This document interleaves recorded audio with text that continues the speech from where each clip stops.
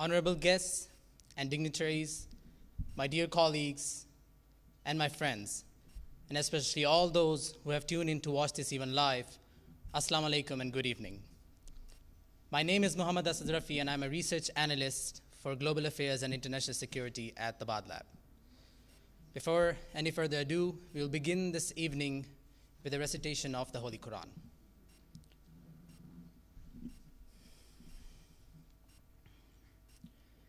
أعوذ بالله من الشيطان الرجيم بسم الله الرحمن الرحيم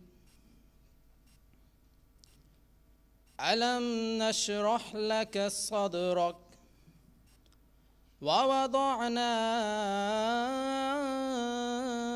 عنك وزرك الذي ينقض ظهرك ورفعنا لك ذكرك فإن مع العسر يسرا Everyone for joining us on this very special occasion, the launch of Tabadlab's report, Pak-Americana, ushering in a new era for Pakistan-US relations. The report is co-authored by Mr. Musharraf Zaidi, Senior Fellow at Tabadlab, and Dr. Syed Muhammad Ali, Non-Resident Fellow at the Middle East Institute. It is also my great honor to have my name as a co-author alongside these two brilliant experts.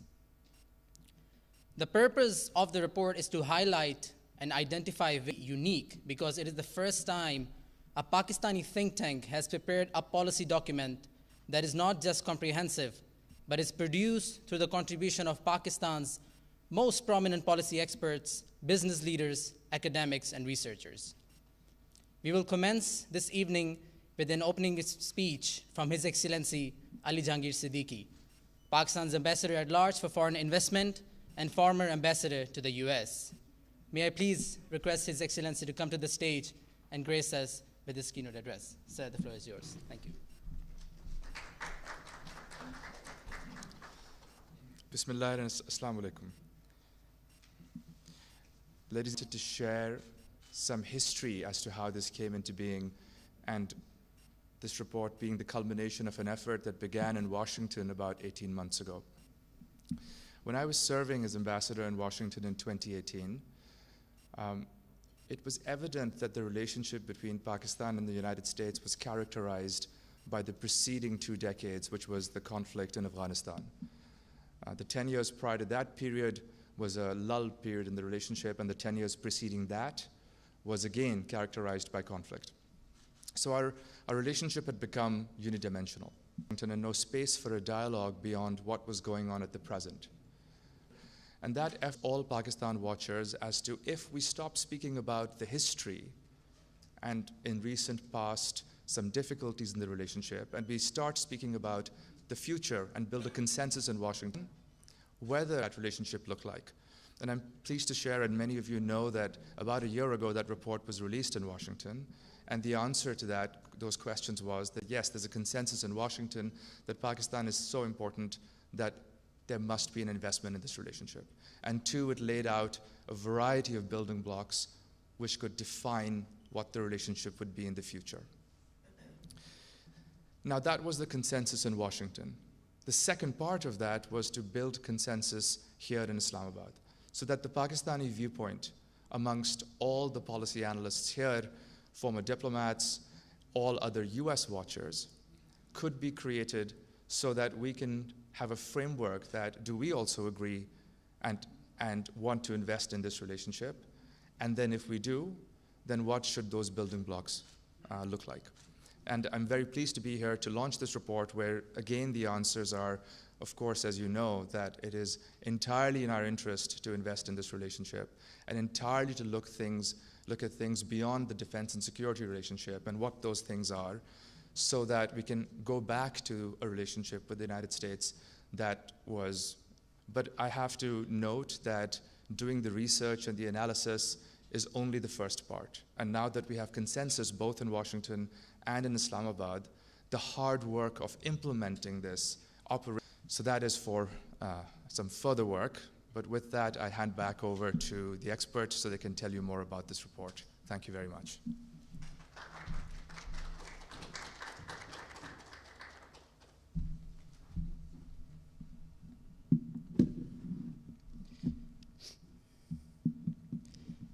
Thank you so much, sir, for your insightful opening remarks. And I think what you have said about building up this relationship, and now the second step is the hard step, the policymakers getting involved and taking it, what we have said in our report. So for that, hopefully, yes, we are getting joined by Dr. Moeed Yusuf, Special Assistant to the Prime Minister on National Security Division and Strategic Policy Planning. He will be joining us on soon.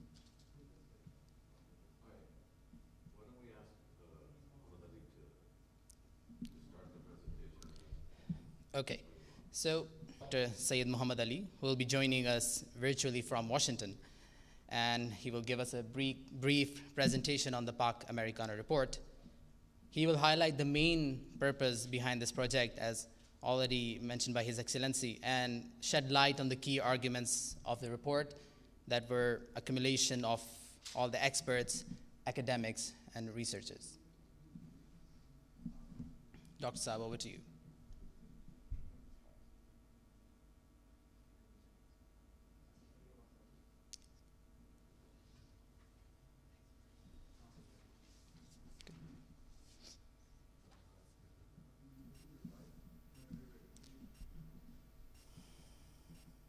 Do you want me to just start? Okay. All right. Okay. So,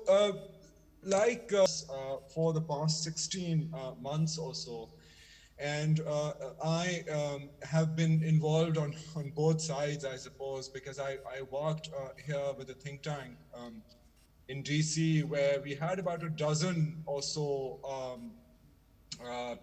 people, think tank people, got together to give to give advice. Now we've done the same for Pakistani policymakers, and the discussion that I'm going to get into now focuses on the Pakistani perspective and what Pakistani policy makers need to do based on the advice of Pakistani experts. So, should I go in, or is Dr. Moeed Yusuf joining in?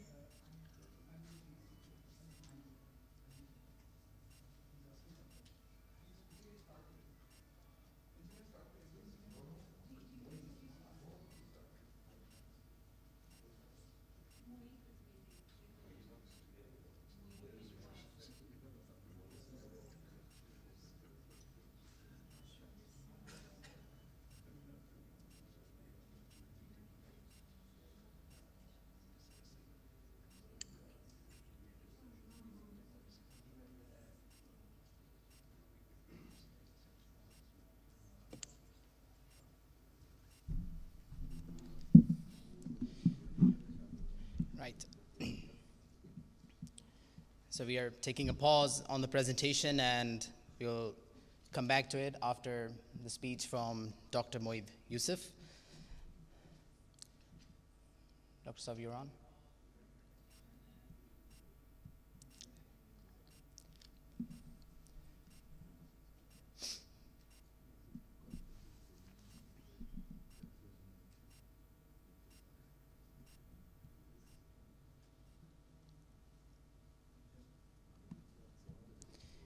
We are connecting with Dr. Yusuf in just a moment, but I think it will be very interesting to hear his point of view as well, because I think in a recent interview with the Wilson Center in diplomatic cooperation with Washington in Afghanistan, but also trying to build a relationship with the US that is not just dominated by security and a defense lens, but economic cooperation. But I think what we want to hear from Dr. Yusuf is how exactly is Islamabad planning to do that?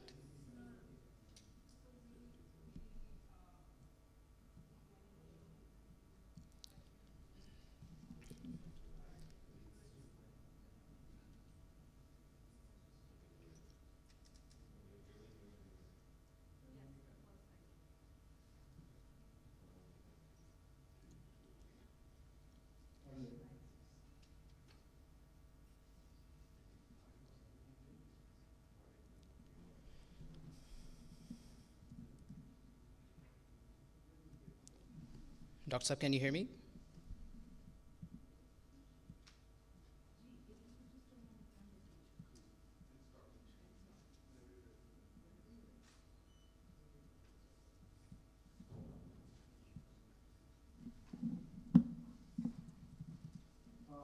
Can you hear me?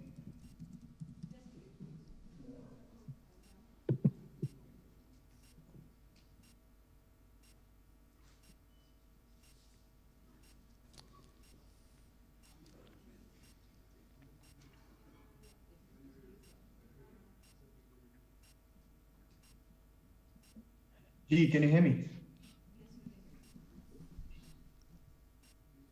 Okay, thank you. Good evening, Assalamu alaikum, everyone. First of all, I apologize. This is suboptimal. I am actually on the move. I didn't know I had to do this. So apologies for my attire, and I'm not in the best location to do this. So I hope you can hear me. I hope we stay connected. I also need to apologize because I haven't had a chance to read the report. I wasn't supposed to do this, and Musharraf's put a gun to my head. So I'm here to do the best I can. Give you a sense of where we are as Pakistan in terms of the US relationship, but also in terms of Pakistan's vision and sort of approach to the world right now. And perhaps that would help you frame the conversations as you go on. So the first thing I'd put on the table is that the one big change, economic security paradigm.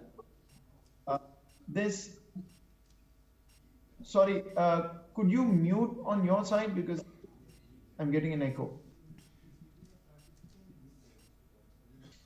As I was saying, we are decidedly on an economic security paradigm now, which essentially means that we are focused brought us dividends in the years that have gone by. If you want to ask what a one-line sort of vision would be, it is that we want to operate as the melting pot for positive global economic interests. That's really the driving force, if you will, of everything that we are doing in terms of foreign policy, economic diplomacy, and reaching out to the world. Now, this economic security paradigm has three pillars. First, connectivity. CPEC is probably the best example of North-South connectivity. That's sort of the basket it fits in. I know there have been a lot of questions and of but also liquidity into the Pakistani market. Second, we want westward connectivity to Central Asia. Now, Afghanistan, we've talked about peace. Afghanistan is that we want connectivity to Central Asia, because it's after we get connectivity to Central Asia, we'll be able to tap their energy reserves, but more importantly, our Gwadar port cannot work westward connectivity. And this may surprise some, but our consistent position is that we actually want east-west connectivity, but that option is foreclosed because of where India stands, India's demeanor, its behavior, and the problems that it has created for us, and increasingly is. And I'll come back to that later. After connectivity, the second pillar of this vision is development partnerships, not assistance. That's the important point here. Of course, Pakistan will remain dependent on multilateral, but about getting money. What we are really looking for is true development partnerships which entail co-investment and entail access to the Pakistani market. We're also looking for access for our exports. Now, in terms of the US, I would say, there's been a concern that one has heard over time. Please, we are open to giving the entire world economic basis, not military basis, but economic basis. So what is the benefit that US companies can gain from here? Low labor costs. How about reprocessing zones? I mean, reprocess and export further. There's nobody stopping any country from coming in and taking. The second part of this co-investment is Afghanistan. This is a unique opportunity where the US wants Afghanistan to stabilize, Pakistan wants it, China wants a sustainable economy. So how about that have come in to Afghanistan? That's a question to be asked. But our vision definitely is responsibility within, which means responsibility towards Pakistan's own citizens, and responsibility beyond our borders, which essentially translates into regional peace. In terms of regional peace, the obvious question that is raised is India. So let me just say about it very recently. The foreign minister, myself, army chief, everybody has reiterated that we want peace. But the situation in Kashmir forecloses that opportunity. The fact that India is perpetrating terrorism in Pakistan every day, and we put out a dossier for the world to look at, closes that opportunity. So if India is willing to create the enabling environment, we are willing to, with human rights, all areas, which the world always says Pakistan shies away from discussing. Let me just tell you on record, every country has that we may not have been the strongest in.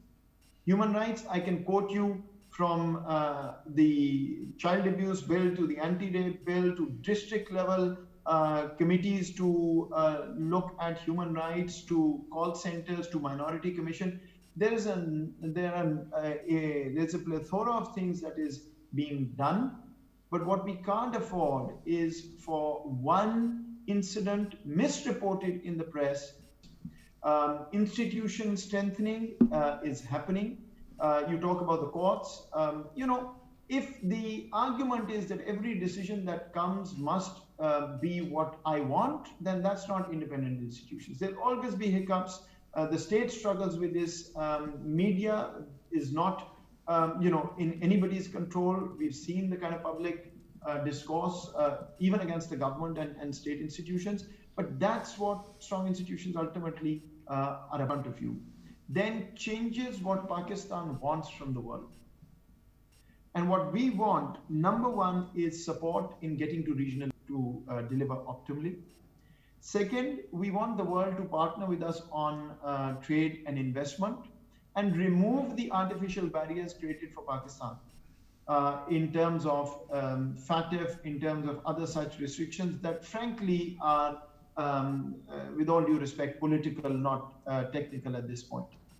And third, it is critical that the world updates its narrative about Pakistan, especially in the West, where Pakistan's been the whipping or challenges picked up and declared as a deliberate negative on the part of the Pakistani state. The positives are ignored, and we now know why this narrative has gone as far as it's gone. The EU Disinfo Lab report is a big part of that.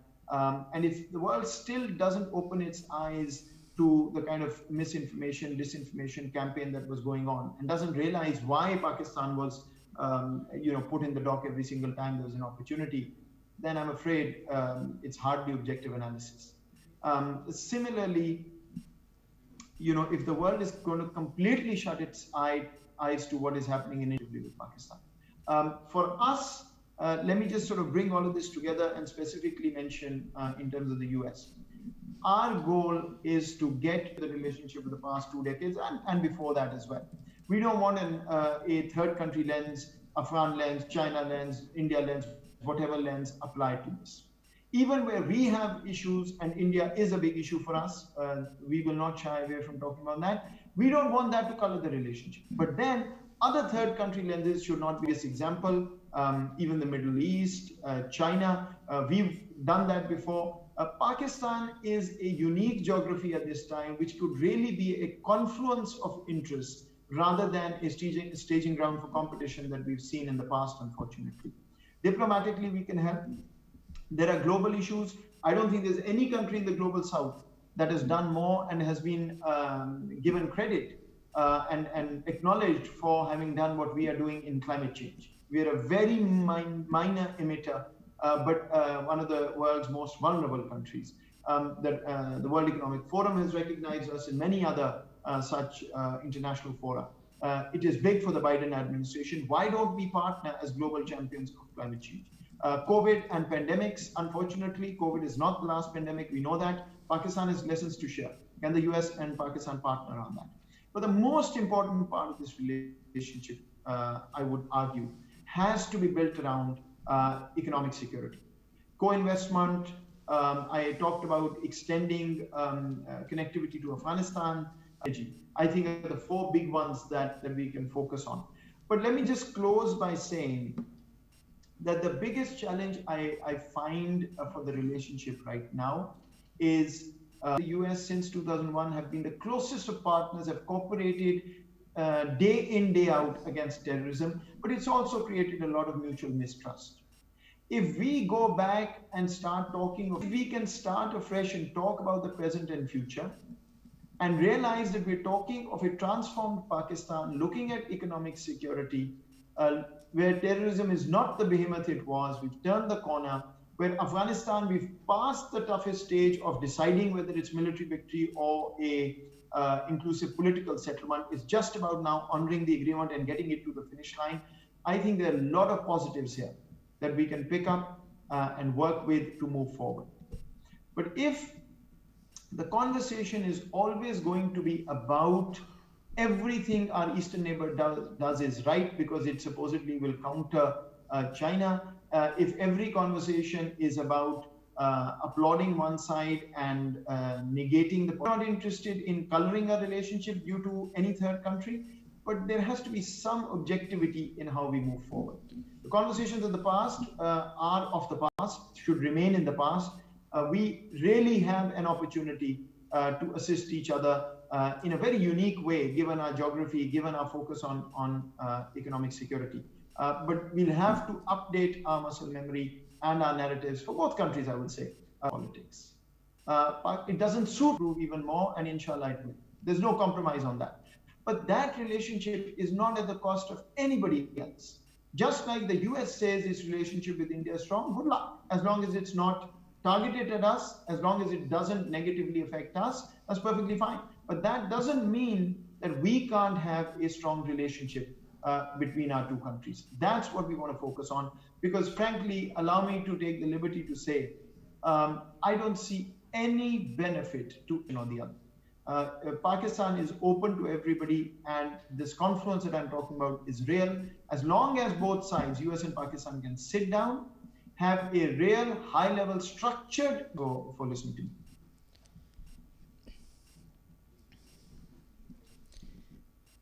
Development, partnership, not assistance. Thank you so much for your enlightening remarks, Dr. Yusuf.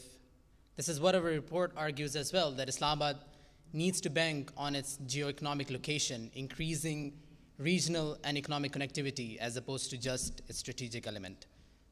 Now, we're going to go back to where we started earlier, the presentation on the report by Dr. Syed Muhammad Ali. As I said earlier, he will be highlighting the main purpose behind this project and shed light on the key arguments of the report. And before I hand it to Dr. Saab, I want to thank all those who are joining us online as well, and I hope so far you've been enjoying the session. Over to you, Dr. Saab.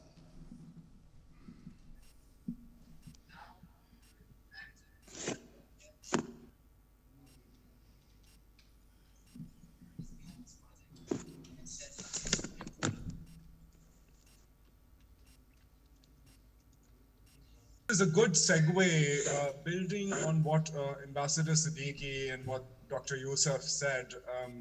I have had the opportunity over these, over the past year of having worked with a think tank in Washington, D.C., which involved over a dozen very senior Pakistan experts, right, based in Washington, D.C. And it was with their consensus that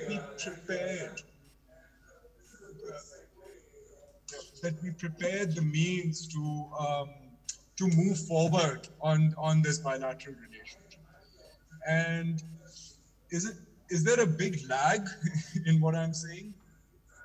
An echo?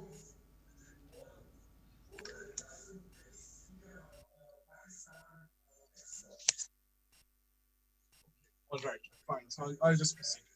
So essentially, sorry about the interruptions. And now, having worked with Tabadlab and over about 15 or 16 experts here, academics, policy experts, former military and government officials, we have also identified essentially a broad canvas of engagements and essentially 7 drivers. And drivers, key drivers as we call them, that we've identified for Pakistani policymakers to engage bilaterally with the US, on issues of mutual interest, include emphasizing and transitioning from the geopolitical to the geoeconomic imperatives. It's the need to bolster human security. It's the need to partner for Afghanistan's future. It's the need to contend with the India-US strategic alignment, to try and counter global terrorism, to turn great power competition into great power collaboration, and enhancing disaster and climate change mitigation efforts. Now, what the background paper that I'm sure now many of you have seen, it goes into a bit more detail, right? Contextualizing the significance of each of these drivers. It identifies some of the risks the risks of not doing anything, right? If the status quo prevails, what will happen on all of these issues, be it Afghanistan, be it the India-US strategic alignment, etc. But I will now, given the time constraint, I'm going to exclusively focus on the emergent opportunities for mutual cooperation. While these suggestions are largely directed towards Pakistani policymakers, right? Because as I mentioned earlier, the DC work that we did was aimed at American policymakers, done by American experts, endorsed by them, that this can influence the bilateral to make this relationship stronger. So let me just jump into it. The first driver, essentially, of the need and compulsion, as Dr. Yusuf also said, and Ambassador Siddiqui, that there is the need for getting Pakistan, to capitalize on its geostrategy and work with exporters, trying to already covered by the US general system of preferences. There is the need to identify and address impediments for US technology companies and tech incubators to invest in Pakistan. In fact, the technology space is one of increasing strategic dimension as well, where deepening US investment in Pakistan would serve to open up a new market and ensure that US technology.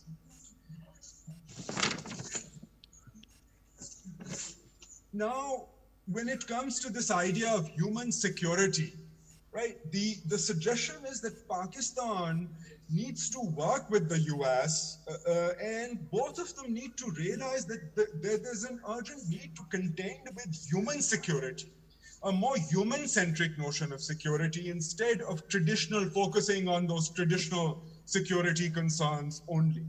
American universities to open campuses in Pakistan. There is, there are a lot of sort of loopholes in the need to address, and it's a mutually beneficial game, right? I mean, because if you talk about fee-paying Pakistani students going to the US and then the bridges that they go and build. There is an immense bilateral understanding and help bolster human development goals. I mean, it's not to say that those linkages aren't there, but it would be useful for the government to utilize to help bolster the bilateral and help build sort of human capital and draw on their skills. The government can also, in fact, identify incentives for Pakistani exporters to the US who undertake social and environmental audits to gain access, right, to American markets. I mean, increasingly, there's a recognition of the exploitation within global supply chains. The idea of the race to the bottom of the barrel. And here, there are mechanisms, right, like RAP, which certify and other social and environmental to addressing environmental concerns and piggybacking that on access. There is, to admit a human rights and minority concern, and there are lingering concerns which do need to be addressed. However, it is also important to coordinate with relevant US entities like the Commission on International Religious Freedom, for instance, to develop a more nuanced and an impartial assessment of stick out like a sore thumb. And, and there needs to be more engagement vis-a-vis these different entities and these rankings. I mean, there's important to work with Afghanistan, for Pakistan to work with Afghanistan stabilization, transit trade agreement. There's a need also, to facilitate these kinds of interactions, to invite trade representatives alongside military and diplomatic negotiators who are involved in the current, trying to salvage the Afghan peace deal. It is vital to ensure, with American support, that Afghanistan does not allow its soil to be used to destabilize Pakistan.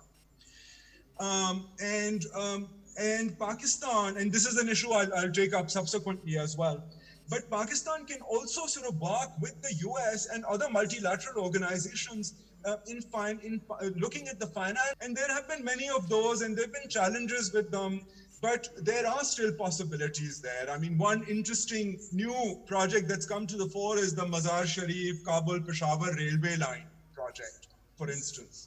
That merits, further sort of technical feasibility studies, etc. But these are interesting areas. When it comes to the idea of great power competition and trying to turn it into great power collaboration, I mean, doing so would be a disservice and not serve Pakistan's national interests. And Pakistan must also avoid blanket endorsements of all Chinese foreign and domestic policies, especially when doing so might undermine Pakistan's position on the right of self-determination or countering discrimination against Muslims. It is important to assure that all aspects of CPEC are open, transparent, and in line with international investment norms, because that's the best way to integrate CPEC with other sort of development, and economic work. And it would also be useful to identify opportunities proactively by Pakistan to identify opportunities in CPEC projects for economic collaboration between US vendors, Pakistani planners, and Chinese financiers. And a starting point for this could be the special economic zones. The fifth driver, which now aims to contend with the US-India strategic alignment, suggests that Pakistan should work with the US on conflict mitigation and confidence building to reduce LOC tensions. The US has played that role in the past, but the geostrategic environment has become increasingly complex with the recent India-China skirmish. And there is still urgent need to have these mechanisms in place. It is vital to, in fact, also convince US officials that the India-US convergence, these are unfolding issues. I mean, if we note, are probably already being thought about. But at the same time, Pakistan also needs to do more effective advocacy. US policy and the US should also be convinced to be more discerning when it comes to the endorsement of Indian aggressions. As after Balakot, the US position was quite sympathetic to sort of, to the Indian reaction. And now, given in light of the sort of EU disinformation lab information, I think there needs to be many more conversations. I mean, our experts argue around these issues, where the US realizes that, it can't take Indian statements at face value, particularly when it involves Pakistan, also, which are sort of against every government in the region. And it should also be flexible and open to US facilitated regional trade and energy projects, which might even involve India. Now, focusing more specifically on the need to counter global terrorism, which is going to remain on the US radar for the foreseeable future, seen over on various sensitive issues.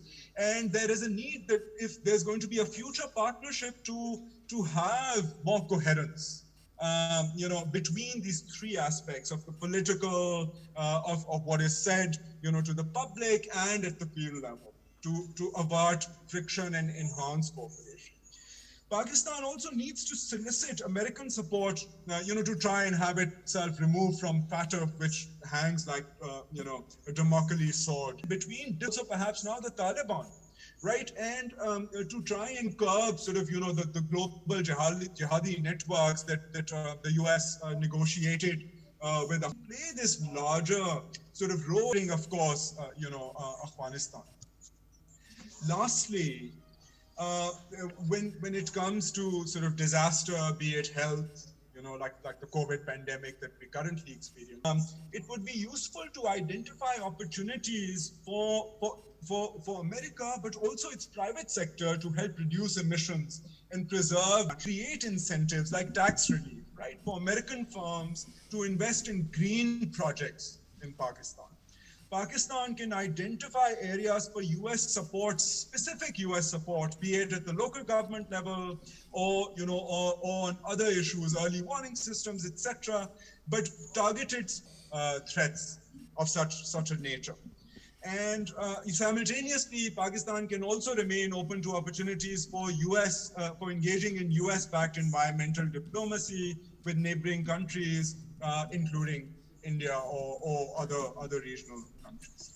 So these are, this is a sort of, in a nutshell, the drivers, and you would have noticed, and I was also encouraged to see how the Pakistan government is also of the same mind, right? And these experts that we spoke with are, of course, people who have worked in the government and are academics and have been watching this relationship since a long time.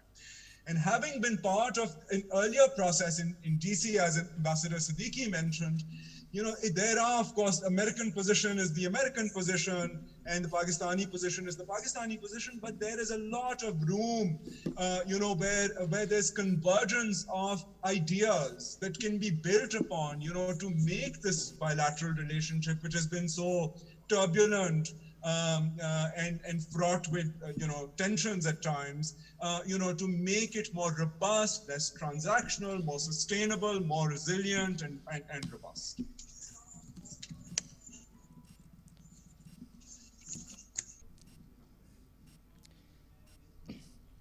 Okay, that's all on the presentation. Thank you so much, Dr. Ali, for this wonderful presentation. And I'm sure the audience present here and watching us live now has a much deeper understanding of what our report is about.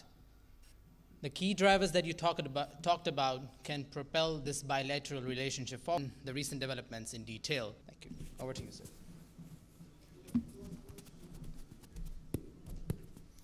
Bismillah ar-Rahman ar-Rahim. First of all, a warm welcome to everyone and sincere thanks for being here. Asad talked about how distinguished and excellent the panel is.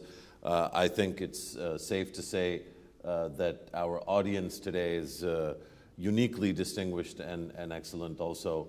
Especially, if I start naming one person, I should name everyone, but I think it is very important for me to mention Riaz Muhammad Khan Saab, legendary Pakistani diplomat and somebody that I think is kind of a North Star for many of us that are interested in Pakistani foreign policy. I'm particularly grateful also to the Mavish and Jahangir Siddiqui Foundation for supporting the chairperson of the CPEC,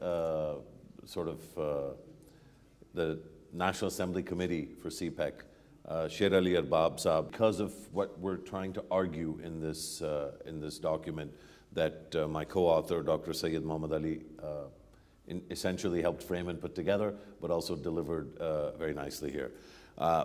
The panel that I'll be speaking to needs no introduction.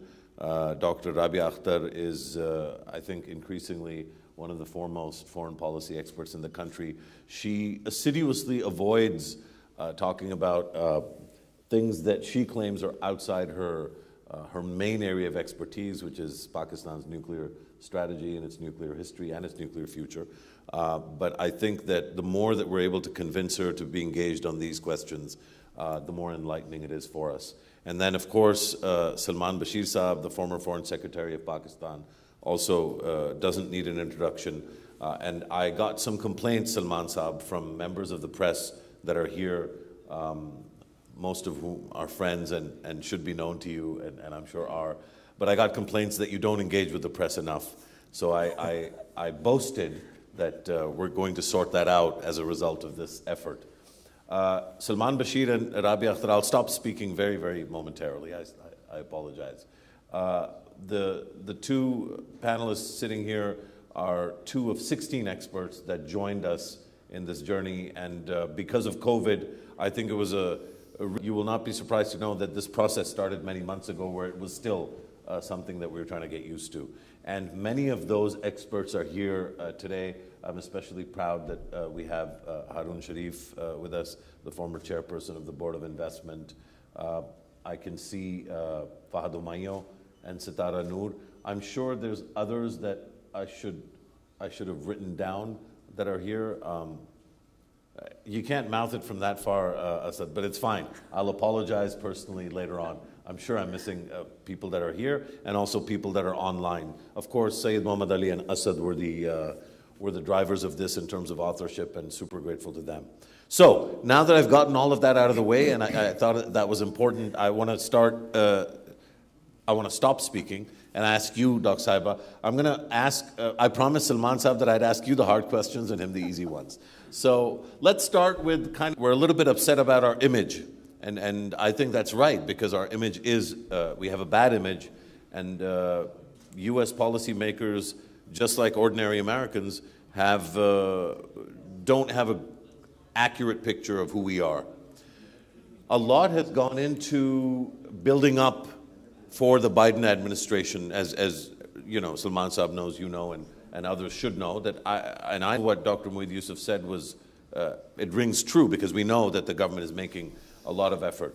But then something like the Supreme Court affirmation of the Sindh High Court decision to to basically uphold the acquittal of the alleged, I think we have to say alleged now, at least from a legalese perspective, the alleged killers of Daniel Pearl happens. And it's not just an image problem. It's actually a public policy problem, because wonderful conversation, focus on the future. And these aren't hardcore allies in every case. Some countries that are nowhere near as close to the US, as embroiled with the US in important things. But the only sort of messaging on Pakistan is negative, and I think it's caused by that kind of event. Let's forget about the event for a moment, but these kinds of events tend to happen all too frequently within the sphere of the Pak-US relationship. How do we solve this? Thank you so much. Assalamu alaikum, everybody. It was great to be part of the process. A lot, has been said by Ambassador Siddiqui and Dr. Moeed Yusuf, and then Sayyid Muhammad Ali about bringing the positives to the table. And it is quite unfortunate, it was pretty disappointing. And it becomes difficult to be a Pakistani and then, present Pakistan's case when such cases happen. You're trying to deal with the overall negativity in the relationship. And if, let's say, like your report also suggests, and all the points Dr. Moeed made, countering terrorism is the highlight, FATF is an issue. And then when something like this happens, you really, lose all the ground that you have made up to this point in time. With the federal government filed an appeal, so at least some hope is out there. I don't know which way this is going to head. Explore it to its full potential. Your report mentions Fulbright program. That is one avenue, the largest program in the world. That is one avenue in which people like myself who have benefited from the Fulbright program, come back and try and build bridges. And I have made personal relations due to some events or whatever. But the personal relations with Pakistan, they are rampant in the region. Look at India and the kind of press it has received post August 5th, 2019. Yet, you see every Indian chin up. So I think Pakistan needs to have people-to-people area to mitigate some of the negatives in this relationship. I really appreciate that response. I think it's spot on. I also felt it was imperative that we do mention, because I think it's important to deal with elephants in the room, and I think when we'll have a chance to hear from a couple of the American interlocutors and friends after we're done discussing this, and I'm sure they will bring things like this up. So I appreciate Ali Arbab being here, and I do think it's poignant and important. Is this too optimistic in the kind of mid to late arc distance between China and the US? Is that too optimistic? Are there lower levels of sort of low-hanging fruit that we should be thinking about? Or are you afraid, despite what we've recommended in the report, that the trajectory of where things are going, we will become part of the bloc that Dr. Moeed Yusuf says we intend not to? Well, thank you, Musharraf. I wish to compliment you and Muhammad Ali Saab and Hassan for all the effort that has gone into this report. Of course, Ambassador Ali Jahangir Siddiqui, I must acknowledge I had the opportunity to see him at work in Washington, and he came to Washington, to the White House, was only not letting out the secret. I wish to sort of acknowledge. There's a lot of wishful thinking in this report. One would have hoped that the advent of the Biden administration would bring a healing touch. He said this, he worked 4 very rocky years. But so far what we are seeing is that what Moeed Yusuf said, a lot of things from the past coming, region has changed and Pakistan has changed. So, if you look at our wish, for whatever reasons, some national, some others, but our past history reflects that amply. And if I go back, Riaz Muhammad Khan Saab is here, so he is, he knows everything much deeply, and he thinks much more deeply than I do. But I recall that when the Soviets walked into Afghanistan in '79, there was a sizable body of opinion within the foreign ministry which had question marks about our policy. I mean, to what extent we should get embroiled in that phase. As Riaz Saab has often called it the last hot front of the Cold War. That was 2001. Again, I'm talking of the past, but every government in the Pakistani state has tried very hard to keep its relevance to the United States. This report and the effort that has gone behind it, as well as the previous one which was released in Washington, only indicates, I think, again, only indicates the wish of the Pakistani state to have good, cooperative, friendly relations with the United States government and people. The articulated is true if you sort of bring all the statements, official and the Prime Minister's statements, and of the Army Chief. The change in paradigm to economic security and development. This has to be registered by the think tanks. I think there is ample scope for cooperation. Not only given, globalization is a reality. I have contributed articles to the Green Book, the Pakistan Army Green Book, for 3 years. China-US cooperation. One can, if one allows to sort of operate the basis of region rather than rage, then you will start seeing identifying a lot of opportunities, overlapping interests. We thought, a few months ago that there was a complete convergence of interests vis-a-vis Afghanistan, and to a certain extent, in the interest of peace and stability in Afghanistan.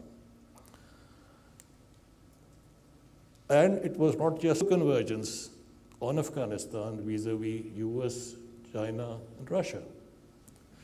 We have been arguing, and I have been saying it, and you know it very well in the heart of Asia, that there is no solution, durable political solution, without an economic foundation. And that is where Pakistan, together with the United States and China and Russia and everybody else in the world, play a helpful role. Unless you start changing the war economy scenario in Afghanistan, you cannot hope for durable peace. These proxy games will continue. The spoilers will be there or will be brought in all the time. I think our American friends need to realize this. So, you know, in terms of the bigger picture of what we are saying and the significance of it, not only for us, but for Afghanistan and for the US. So there are several areas where we can cooperate, you know, trilaterally. This is the Afghanistan Quad. This is the Quad for good rather than the Quad for evil. But while globalization is please censor kar dijiyega. is not you cannot reverse that. It has always, in this age, in this century, the bloc politics is not a viable option. You will see this happen when the Southeast Asians or even the Europeans will be able to sort of, you know, sift all this and take a position on the bigger picture. So I think, I don't know whether, as the report says, to hope to play the role of a bridge. Of course, we can aspire to that. But let's stay out of the Indo-Pacific. Indo-Pacific should stop on our eastern borders. Onwards, Pakistan, Afghanistan, and the rest, I think this idea of geoeconomics and connectivity and stability and peace, I think that is absolutely perfect pathway to define in our conversations and maybe in official conversations between our governments. But we certainly hope that's the case. I want to bring in, I'm going to ask others to also sort of speak, but Rabia, you had a couple of responses. You know, no longer this present relationship you're bringing from the only new thing Pakistan has to do is to manage its China needs to do is to learn the right lessons from the past. We weren't able to sell our threat perceptions vis-a-vis India or repeat affairs to the US, which didn't take us seriously on it. Second point I wanted to make is about geoeconomics and geostrategy in this region. I am all for connectivity, influence where geostrategy will stop to matter domain. How can Pakistan, Ambassador Saab, that's the direction we are taking. I think a balance of both would probably, you know, serve Pakistan's purpose well. Thank you. I think that it makes me reflect on a question that, you know, perhaps I'd like both of you to respond to, which is we framed clearly and we've distinguished between geoeconomics and geopolitical or geostrategic concerns. I think Rabia is absolutely right. You know, it's not as clear a line, perhaps, as it would seem at first blush. Is it also the case that perhaps what we're actually arguing is that whatever geostrategic advantage or disadvantage we have must be funneled or processed through the lens of the Pakistan economy, as opposed to through any other lens, without getting into the debate of what the counterfactuals are? And in that instance, then it isn't harmful for Pakistan to invest more deeply in its geostrategic location for the purposes of a stronger economy. So if you look at Aman 21, this massive naval exercise in which, amazingly, Pakistan has already served as a bridge for the US and Russia in this instance. And that hasn't happened in, I think, close to 2 decades. Is that an adequate example of the shift, Salman Saab, or are we still sort of using the implements of the military hardware and the hard state that that has always been, in a sense, overdeveloped and overfinanced with respect to the rest of the country. But Musharraf, you see, the point is that even in the US, you see a lot of people now arguing for them, because security is a composite, holistic concept.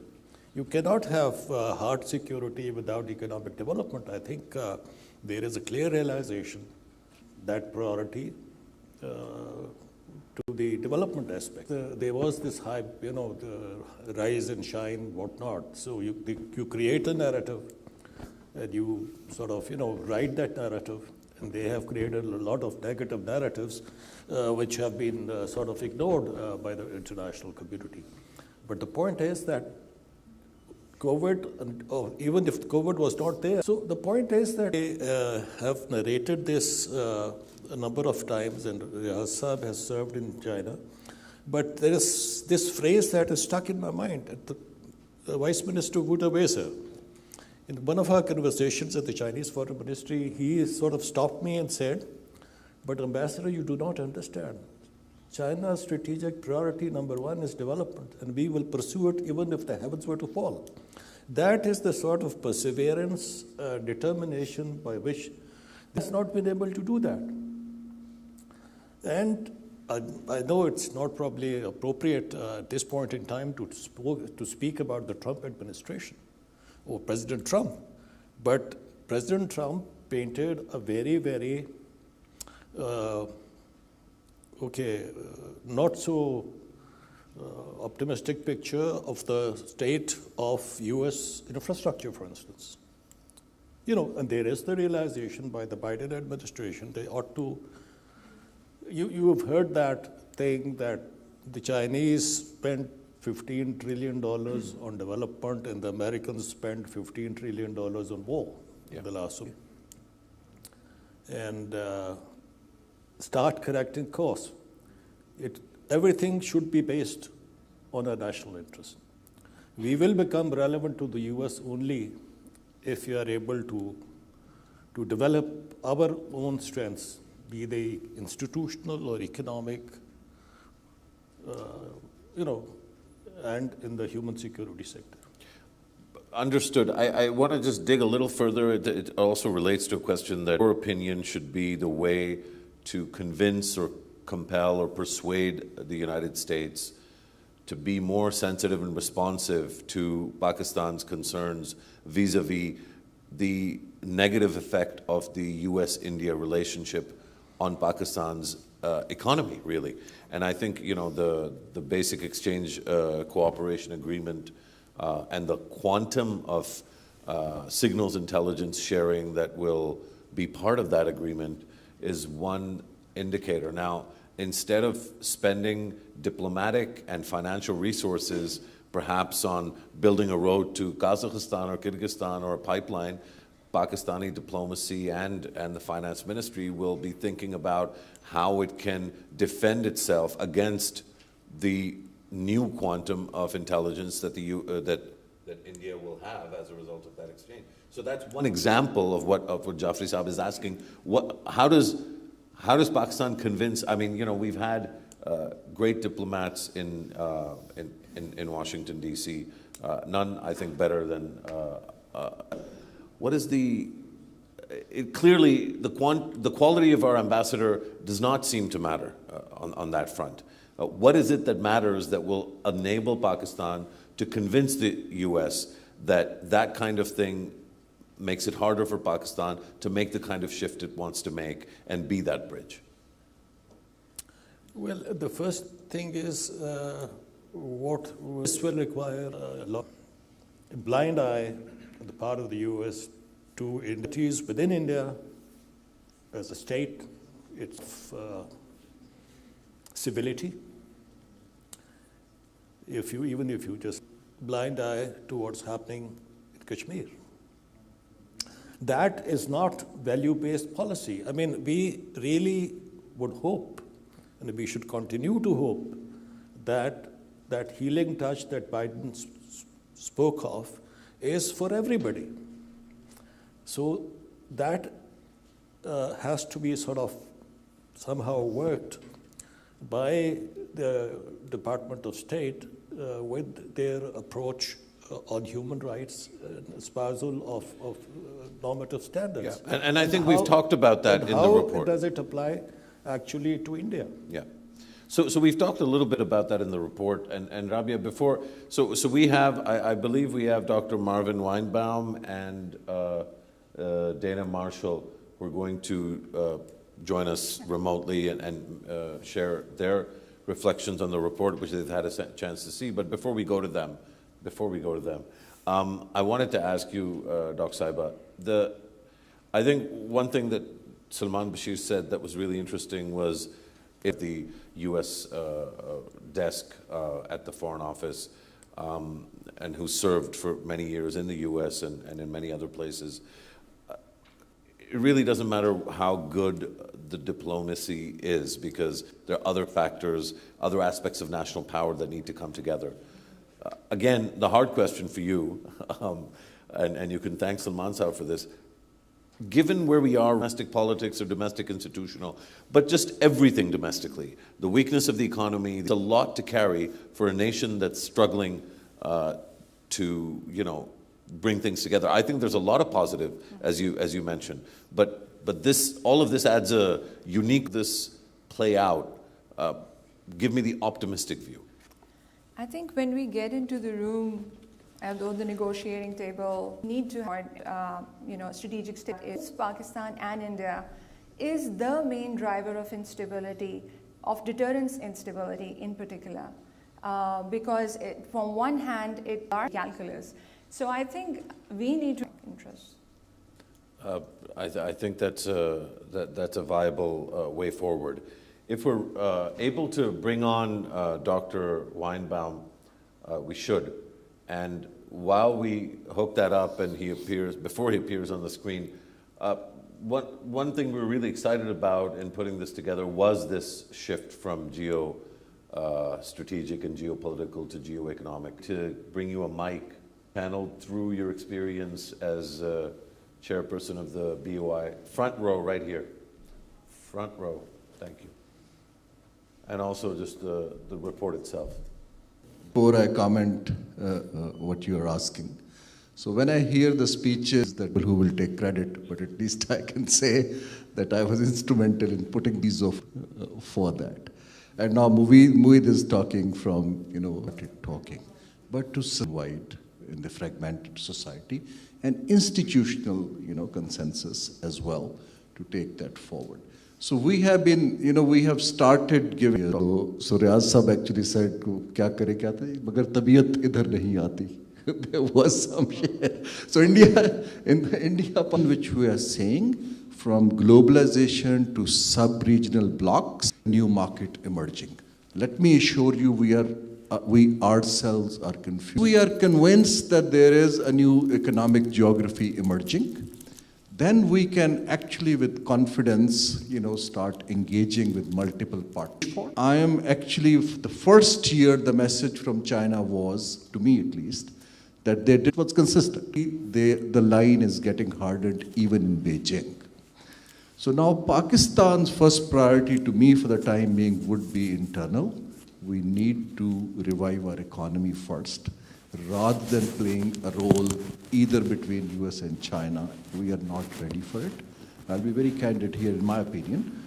And also we tried to play a role between Iran and Saudi Arabia, is the way out.